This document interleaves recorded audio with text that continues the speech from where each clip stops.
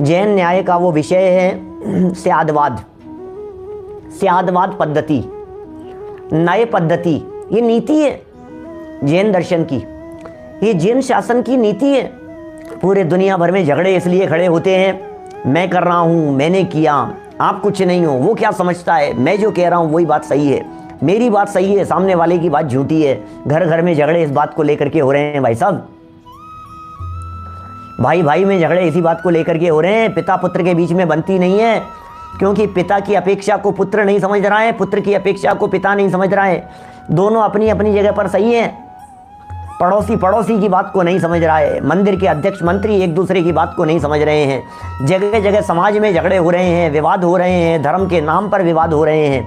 जो जैन नीति, जो स्यादवाद नीति हर विवाद का हल हो सकता ये काम कराने वाली थी, आज उसी स्यादवाद को पढ़ने पढ़ाने वाले लोग आपस में एक दूसरे की टांग खींच रहे हैं, समझ नहीं रहे हैं, हठाग्रही हो गए हैं। एक कह रहा है करने करने से क्या होगा समझो, दूसरा कह रहा है समझने समझने से क्या होगा करो।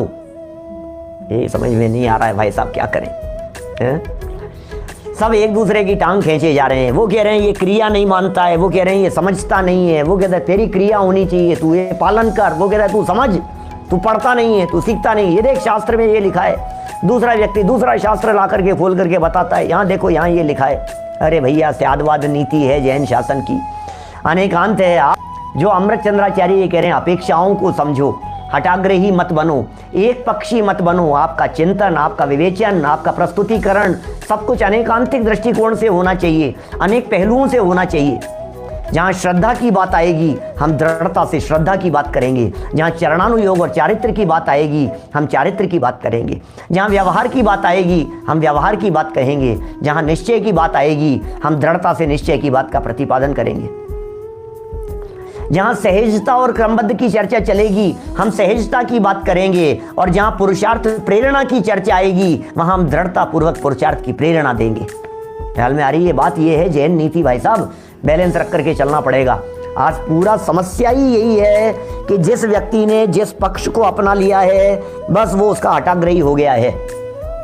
पूरे समाज के अंदर विवाद का कारण यही है। हम क्या बताएं आपको, आप लोग तो सब भुगतते हैं, देखते हैं, गांव गांव के झगड़े हमारी आंखों के सामने होते हैं, लकड़ियां चलती है, विवाद होते हैं, कोर्ट केस होते हैं, मंदिर बट जाते हैं, झगड़े हो रहे हैं। किसके नाम पर झगड़े हो रहे हैं? धर्म के नाम पर, धर्म के नाम पर हो रहे हैं भाई साहब। क्या आग लगे संसार में पानी से बुझ जाए, पर जब पानी ही जले उसका कौन उपाय। दो लाइनें कह दी मैंने, कुछ कह दिया, समझ में आई क्या बात? सारे दुनिया भर की आकुलता और टेंशनों से बचकर ये जीव जिन मंदिर की शरण में आया, लेकिन मंदिर में आया तो मंदिर में कलह है। ये क्या हो गया है? मंदिर में कलह है। भैया तुमने जैन नीति को नहीं पढ़ा, भैया तुमने जैन न्याय को नहीं पढ़ा। ये धर्म लड़ना नहीं सिखाता है, ये धर्म जब राग करने का निषेध करता है, ये धर्म द्वेष करना कैसे सिखा सकता है? ये विवादों की बात कैसे कर सकता है?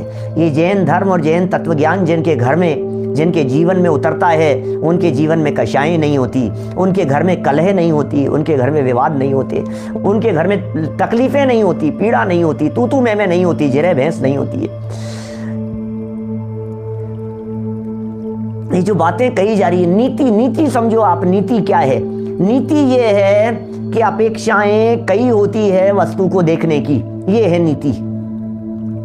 ये नीति बता रहे हैं वस्तु को देखने के नजरिए अनेक होते हैं। यह कोई जरूरी नहीं है कि मैं जिस जगह पर खड़ा होकर के देख रहा हूं तो मैं जो देख रहा हूं वही सच है। आप यदि हो सकता है दूसरे एंगल पर, दूसरी जगह पर बदल करके देखेंगे तो शायद आप ये कहेंगे कि हो सकता है ये बात सही है। आप सिर्फ ये चाहते हो कि मैंने जो पढ़ा है वही सही है, सामने वाले ने क्या पढ़ा है मुझे कोई मतलब नहीं है। अरे जनागम अथाह है भाई, ये जैन नीति। समंत भद्राचार्य कहते हैं हमारी सारी बातों को स्यादवाद लगा करके पढ़ना। ये समंत भद्राचार्य का वचन है, रत्नकरण श्रावकाचार्य वाले। न्याय शास्त्रों के अनेक ग्रंथ, न्याय शास्त्रों के जन्मदाता, जैन न्याय के जन्मदाता कहा जाता है समंत भद्राचार्य को। ये जैन शासन की ये नीति जयवंत वर्तती है। विरोध नहीं है, हर विवाद का हल हो सकता स्यादवाद के द्वारा, स्यादवाद के माध्यम से हर विवाद का हल हो सकता है। होता है भाई साहब, एक व्यक्ति कैसा देख रहा है, दूसरा व्यक्ति कैसा देख रहा है। आप यदि अपनी जगह बदल करके दूसरी जगह खड़े होते हैं तो आपका एंगल बदल जाता है। फोटोग्राफर ने कौन सी साइड से फोटो खींची है, दृश्य बदल जाएगा, पिक्चर बदल जाएगी। और दो व्यक्ति एक जगह पर खड़े तो होते नहीं है।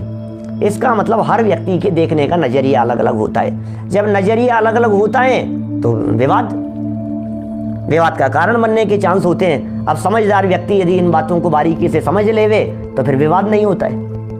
क्या बोलो, मैं अपनी जगह से कोई फोटो खींच रहा हूं और मेरे बगल में खड़ा हुआ व्यक्ति यहां से कोई फोटो खींच रहा है। आप दोनों के द्वारा खींची गई फोटो को मिलान कीजिए, आपको उसमें अंतर दिखे बिना नहीं रहेगा। ये जो अंतर है, ये अंतर किस चीज का है? ये एंगल का अंतर है। ये बदल जाता है 2 मिनट में, कहानी बदल जाती है, जिंदगी बदल जाती है, व्यक्ति बदल जाता है, व्यक्तित्व बदल जाता है। पता नहीं लगता है कौन व्यक्ति कहां से कहां पहुंच जाता है और कहां से कहां गिर जाता है। भाव बदल जाता है, जीवन बदल जाता है। समय समय की पर्यायें हैं, पर्यायों के आधार पर मत देखो, पर्यायों से पार स्वभाव के आधार पर देखो। क्या पर्यायों से मत देखो। स्यादवाद का मतलब है अपेक्षा से कहना। स्यादवाद, 2 शब्द हैं यहाँ स्यादवाद में। पहला शब्द है स्याद, दूसरा शब्द है वाद। वाद माने है बोलना और स्याद का अर्थ होता है किसी अपेक्षा से, एक नजरिए से। तो स्याद वाद माने एक नजरिए से बोलना। जो बात चल रही हो उस बात को किसी एंगल से, किसी नजरिए से बोलना, वो स्यादवाद कहलाता है।